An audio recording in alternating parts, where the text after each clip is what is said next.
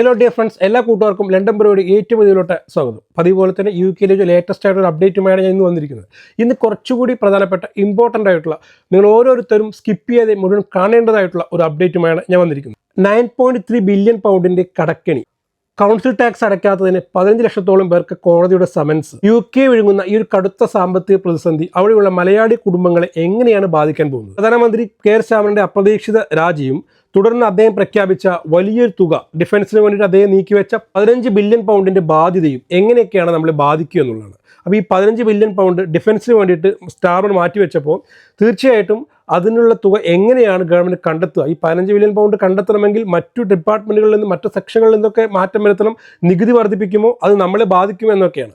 അപ്പോൾ എന്തുകൊണ്ടാണ് ഇത്രയും തിരക്കിട്ട് അദ്ദേഹം റിസൈൻ ചെയ്ത സമയത്ത് തന്നെ കാവൽ പ്രധാനമന്ത്രിയാണ് അദ്ദേഹം ഈ അടുത്ത മാസത്തിൽ, അല്ലെങ്കിൽ ഇനിയിപ്പോൾ ജൂലൈ 1 ഇനിയിപ്പോൾ അടുത്ത ദിവസങ്ങളിൽ എപ്പോഴെങ്കിലും അല്ലെങ്കിൽ അടുത്ത ആഴ്ചയോ മറ്റോ ആയിരിക്കും പുതിയ PM കുറിച്ചുള്ള ചർച്ചകൾ ഇപ്പോൾ നടന്നുകൊണ്ടിരിക്കുകയാണ്. പുതിയ PM ആരാണെന്നുള്ള വ്യക്തത വരും. ആൻറ്റി ബെൻഹാം ആയിരിക്കും എന്നുള്ളതാണ് നമ്മുടെയൊക്കെ ധാരണ. ആരാണെന്നതിനെക്കുറിച്ച് ക്ലിയർ ആയിട്ടുള്ളൊരു പിക്ചർ വരുമ്പോഴായിരിക്കും പ്രഖ്യാപനം നടത്തുക. അപ്പോൾ പുതിയ PM വരുന്നതിന് മുൻപ് തന്നെ ഇത്രയും തിരക്കിട്ട് ഇങ്ങനെ ഒരു വലിയൊരു തുക എന്തുകൊണ്ടാണ് കെയർ സ്റ്റാമർ പ്രഖ്യാപിച്ചത്? ഇത് നമ്മളേക്ക് എങ്ങനെയാണ് ബാധിക്കുക എന്നതിനെയൊക്കെ കുറിച്ചാണ് ഇന്നത്തെ വീഡിയോയിൽ ഞാൻ നിങ്ങളുമായിട്ട് സംവദിക്കാൻ വേണ്ടി പോകുന്നത്. തീർച്ചയായിട്ടും ഇമ്പോർട്ടൻ്റ് ആയിട്ടുള്ളൊരു സബ്ജക്റ്റ് തന്നെയാണ്. കാരണം ഭാവിയിൽ ടാക്സ് കൂടുമോ, അതേപോലെ സാധനങ്ങളുടെ വില കൂടുമോ എന്നുള്ളത് നമ്മൾ കണ്ടറിയേണ്ടതുണ്ട്. ഈ ഒരു 15 ബില്യൺ പൗണ്ട് കണ്ടെത്തേണ്ടേ? അപ്പോൾ ഏത് ഭാഗങ്ങളിൽ നിന്നൊക്കെയാണ് എങ്ങനെയൊക്കെയാണ് സമാഹരിക്കുന്നത് നമ്മൾ അറിയേണ്ടതുണ്ടല്ലോ. അപ്പോൾ ഇതിനെക്കുറിച്ചുള്ള വീഡിയോ ആണ്. തീർച്ചയായിട്ടും ഇൻഫോർമേറ്റീവ് ആയിരിക്കും. ഇഷ്ടപ്പെടുകയാണെങ്കിൽ, ഉപകാരപ്രദമാണെന്ന് തോന്നുകയാണെങ്കിൽ സപ്പോർട്ട് ചെയ്യുക, സബ്സ്ക്രൈബ് ചെയ്യുക, താഴെ നിങ്ങളുടെ വിലപ്പെട്ട അഭിപ്രായങ്ങൾ കമൻറ്റ് ചെയ്യുക. നേരെ വീഡിയോട്ട് എടുക്കാം. UK മലയാളി കുടുംബങ്ങൾ ഇപ്പോൾ കടുത്ത ആശങ്കയിലാണ് പോയിക്കൊണ്ടിരിക്കുന്നത്.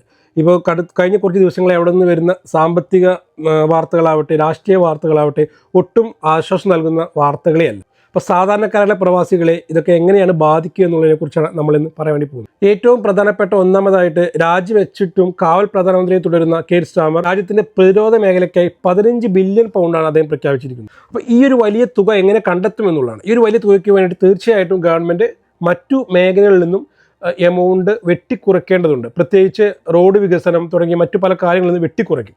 അപ്പോൾ ഇതൊക്കെ നമ്മൾ എങ്ങനെയൊക്കെയാണ് ബാധിക്കുക എന്നുള്ളത്. അപ്പോൾ ഗവൺമെൻറ് ആദ്യമായി തന്നെ UK അങ്ങോളം ഇങ്ങോളമുള്ള റോഡ് വികസനത്തിൽ നിന്നും ഉള്ള ഒരു റോഡ് വികസനത്തിന് വേണ്ടിയിട്ട് കുറച്ച് തുക മാറ്റിവെച്ചിട്ടുണ്ടാവുമല്ലോ. അതിൽ നിന്നുമുള്ള ഒരു എമൗണ്ട് തീർച്ചയായിട്ടും ഈ ഒരു പ്രതിരോധ പ്രവർത്തനങ്ങൾക്ക് വേണ്ടി മാറ്റുന്നതിലൂടെ UK അങ്ങോളം ഇങ്ങോളമുള്ള ഈ ഒരു അറ്റകുറ്റപ്പണികൾ നിൽക്കും.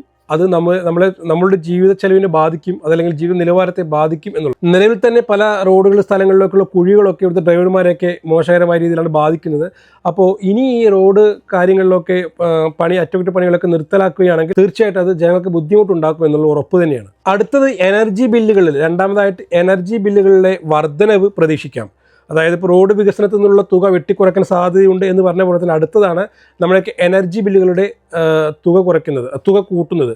കറണ്ട് ബില്ല് കൂട്ടുക എന്നുള്ളത് തന്നെ, കറണ്ട്, ഗ്യാസ് തുടങ്ങിയ കാര്യങ്ങൾക്കെല്ലാം ഇനി വില വർദ്ധിക്കാൻ സാധ്യതയുണ്ട് എന്നുള്ളത് കൂടി ശ്രദ്ധിക്കേണ്ട ഒരു പ്രധാനപ്പെട്ട കാര്യം തന്നെയാണ്. പ്രത്യേകിച്ച് ലണ്ടനിലൊക്കെ ജീവിക്കുന്ന ആൾക്കാർക്ക് ഈ ഒരു ചെലവ് താങ്ങാൻ പറ്റുമോ എന്നുള്ളത് കണ്ടറിയുക തന്നെ വേണം. മൂന്നാമത്തെ പോയിന്റ്, ഭയപ്പെടേണ്ട ഏറ്റവും വലിയ പോയിന്റ് കൗൺസിൽ ടാക്സ് ആണ്.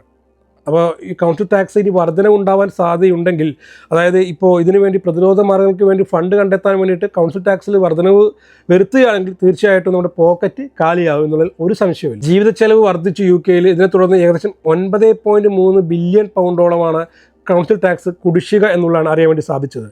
15 ലക്ഷത്തോളം പേർക്ക് ഗവൺമെൻറ് കോടതി സമൻസ് അയച്ചിട്ടുണ്ട് എന്നും പറയും. വീട്ടുവാടകയും എനർജി ബില്ലും മറ്റു ചെലവുകളെല്ലാം കൊടുത്ത് നാട്ടിലോട്ടുള്ള ക്യാഷൊക്കെ അയച്ചു കഴിഞ്ഞാൽ ഇതേപോലെ കൗൺസിൽ ടാക്സ് അടയ്ക്കാൻ കഴിയാതെ വലയുന്ന ഒരുപാട് മലയാളി കുടുംബങ്ങൾ UK പ്രത്യേകിച്ച് ലണ്ടനിലുണ്ട്. അപ്പോൾ ഇവർക്കൊക്കെ ഈ ഒരു സമൻസ് ഇനി അയക്കുന്നതിലൂടെ കോടതി നടപടികൾ നേരിടേണ്ടി വരും. ILR പോലെയുള്ള ഭാവി കാര്യങ്ങളിലോട്ട് ഒരു സ്ട്രെസ്സും സമ്മർദ്ദവും ഒക്കെ വരാൻ വേണ്ടിയിട്ടും സാധ്യതയുണ്ട്. അപ്പോൾ ഈ പറഞ്ഞ പോലെ കെയർ സ്റ്റാമർ പ്രഖ്യാപിച്ചിട്ടുള്ള ഈ ഒരു പദ്ധതി, അതായത് പ്രതിരോധത്തിന് വേണ്ടി കൂടുതൽ എമൗണ്ട് പ്രഖ്യാപിക്കുമ്പോൾ അതിന് വേണ്ടിയിട്ട് തുക കണ്ടെത്താൻ വേണ്ടിയിട്ട് ഓൾറെഡി പലതും കുടിശ്ശികയൊക്കെ ഉണ്ടെങ്കിൽ കൂടി വീണ്ടും ഈ കൗൺസിൽ ടാക്സും എനർജി ബില്ലൊക്കെ വർദ്ധിപ്പിക്കുകയാണെങ്കിൽ ജനങ്ങളുടെ ജീവിതം ദുസ്സഹമാവും എന്നതിൽ ഒരു സംശയവുമില്ല. നാലാമതായിട്ട് രാഷ്ട്രീയ അനിശ്ചിതത്വം. ഇതിനേക്കാളും പുറമെ ഏറ്റവും വലിയൊരു വർദ്ധിച്ചൊരു അരക്ഷിതാവസ്ഥയാണ് UK. അതായത് അടുത്ത പ്രധാനമന്ത്രി ഇനിയിപ്പോൾ അടുത്ത മാസമേ അധികാരത്തിൽ വരികയുള്ളൂ. അപ്പോൾ പ്രധാനപ്പെട്ട പല തീരുമാനങ്ങളും എടുക്കണമെങ്കിൽ പുതിയ PM വന്നേ പറ്റുകയുള്ളൂ. ഇത്രയും വലിയൊരു ഇടുത്തി പോലെയുള്ള വലിയൊരു തീരുമാനം, ജനങ്ങൾക്ക് വലിയൊരു ബാധ്യത നൽകിയിട്ടാണ് കെയർ സ്റ്റാമർ ഇറങ്ങിപ്പോകുന്നത് എന്നുള്ളത് തന്നെയാണ്. അതായത് പ്രതിരോധത്തിന് വേണ്ടി ജനങ്ങളുടെ പ്രതിരോധത്തിന് വേണ്ടി രാജ്യത്തിൻ്റെ സുരക്ഷയ്ക്ക് വേണ്ടിയിട്ടാണ് ഈ എമൗണ്ട് എങ്കിൽ കൂടി അത് ജനങ്ങളുടെ പോക്കറ്റിൽ നിന്ന് പിഴിയുന്ന പോലെ ആകുമ്പോൾ തീർച്ചയായിട്ടും അതൊരു അരക്ഷിതാവസ്ഥ തന്നെയാണ്. പുതിയ PM ആണെങ്കിൽ വരാൻ അടുത്ത മാസത്തോളമൊക്കെ ആവുകയും ചെയ്യും. സത്യം പറഞ്ഞു കഴിഞ്ഞാൽ വല്ലാത്തൊരു സിറ്റുവേഷനിലാണ് UK പ്രവാസികൾ എന്ന് നമ്മൾ പറയാൻ വേണ്ടി സാധിക്കും. അപ്പോൾ താൽക്കാലിക ഗവൺമെൻറ് ആയതുകൊണ്ട് തന്നെ വലിയ സുരക്ഷാ പാക്കേജുകളൊന്നും പ്രതീക്ഷിക്കേണ്ട കാര്യമില്ല. അതായത് സുരക്ഷാ പാക്കേജ് എന്ന് ഉദ്ദേശിച്ചത് ഒരു കാര്യം ഗവൺമെൻറ് ഒരു ഇത്രയും വലിയ ബില്യൺ പൗണ്ട് എമൗണ്ടോളം പ്രതിരോധ മേഖലയിലോട്ട് മാറ്റുമ്പോൾ മറ്റു ആൾക്കാർ ടാക്സും മറ്റും വർദ്ധിക്കുന്ന രീതിയിലുള്ള പ്രശ്നങ്ങൾ ഉണ്ടാകുമ്പോൾ തീർച്ചയായിട്ടും സമാധാനപരമായിട്ടുള്ള രീതിയിലുള്ള സ്മൂത്തായിട്ടുള്ള എന്തെങ്കിലും ഒരു ചെറിയ നടപടിക്രമങ്ങൾ ഗവൺമെൻറ് ഭാഗത്ത് ഉണ്ടാകുമെന്ന് പ്രതീക്ഷിക്കാൻ പുതിയ ഗവൺമെൻറ് ഇല്ലതാനും. അതായത് അത് ഒരു കാവൽ പ്രധാനമന്ത്രി എന്ന രീതിയിൽ കെയർ സ്റ്റാമർ അങ്ങനെ അത്തരം നടപടിക്രമങ്ങൾ ഉണ്ടാവാൻ സാധ്യതയില്ല. പുതിയ PM വന്നാൽ മാത്രമേ അങ്ങനെ അത്തരം എന്തെങ്കിലും സമാധാനപരമായിട്ടുള്ള എന്തെങ്കിലും ഒരു അപ്ഡേറ്റ്സുകൾ ഉണ്ടാവുകയുള്ളൂ. അപ്പോൾ അതിനൊക്കെ സമയം വഴുകും. അതുവരേക്കും നമ്മൾ സഹിക്കുക തന്നെ വേണം എന്നുള്ളതാണ്. ചുരുക്കത്തിൽ സ്റ്റുഡൻറ്റ് വിസയിലും മറ്റുമായി UK എത്തിയ ആൾക്കാരും അതേപോലെ ഇനിയിപ്പോൾ അടുത്ത കാലം എത്താൻ പോകുന്ന ആൾക്കാർക്ക് ഒരു സാമ്പത്തിക അച്ചടക്കം അത്യാവശ്യമാണ് എന്നുള്ളത് ശ്രദ്ധിക്കുക. കാരണം പുതിയ പ്രധാനമന്ത്രി അധികാരം ഏറ്റെടുക്കുന്നത് വരേക്കും ഈ ഒരു UK സാമ്പത്തിക സ്ഥിതി വളരെ മോശമായ രീതിയിലായിരിക്കും. അപ്പോൾ തീർച്ചയായും ടാക്സും ഈ കാര്യങ്ങളൊക്കെ വർദ്ധിക്കുകയോ അല്ലെങ്കിൽ എന്തെങ്കിലുമൊക്കെ രീതിയിൽ നമ്മളെ പോക്കറ്റിൽ നിന്ന് പൈസ പോയിക്കൊണ്ടേയിരിക്കും. അതുകൊണ്ട് തന്നെ ഒരു സാമ്പത്തിക അച്ചടക്കം ഉണ്ടായിരിക്കേണ്ട അത്യാവശ്യമാണെന്ന് കൂടി പറഞ്ഞു വയ്ക്കുക. പ്രതിരോധ മേഖല ശക്തമാകുന്നത് രാജ്യസുരക്ഷയ്ക്ക് വേണ്ടിയാണെന്നതിൽ ആർക്കും ഒരു തർക്കമില്ല. പക്ഷേ ജനങ്ങളെ ദുസ്സഹമാക്കിയിട്ട് ജനങ്ങളുടെ വികസന പ്രവർത്തനങ്ങളിൽ നിന്നും തുക വെട്ടിക്കുറച്ച് പ്രതിരോധങ്ങൾക്ക് വേണ്ടിയിട്ട് തുക മാറ്റുമ്പോൾ തീർച്ചയായിട്ടും ജനജീവിതം ദുസ്സഹമാകും എന്നുള്ളത് സത്യമാണ്. അപ്പോൾ ഇതിനെതിരെ പല ആൾക്കാരും പ്രതിഷേധിച്ച് തുടങ്ങിയിട്ടുണ്ട്. UK പോലെയുള്ള ഒരു വികസിത രാജ്യത്തിന് ഒട്ടും ചേർന്ന നടപടിക്രമങ്ങളല്ല ഇതെന്നാണ് പല രാഷ്ട്രീയ വിദഗ്ധരും പറയുന്നത്. അധികാരം ഒഴിയാൻ പോകുന്ന ഒരു പ്രധാനമന്ത്രി ഇത്രയും വലിയ ഒരു ഭാരിച്ച തുക പ്രഖ്യാപിച്ച് ജനങ്ങൾക്ക് നഷ്ടം വരുത്തുന്നത് തീർച്ചയായിട്ടും അടുത്ത പ്രധാനമന്ത്രിക്ക് വലിയൊരു ഭാരം ഒരു കല്ല് തലയിൽ വെക്കുന്ന പോലെയാകും.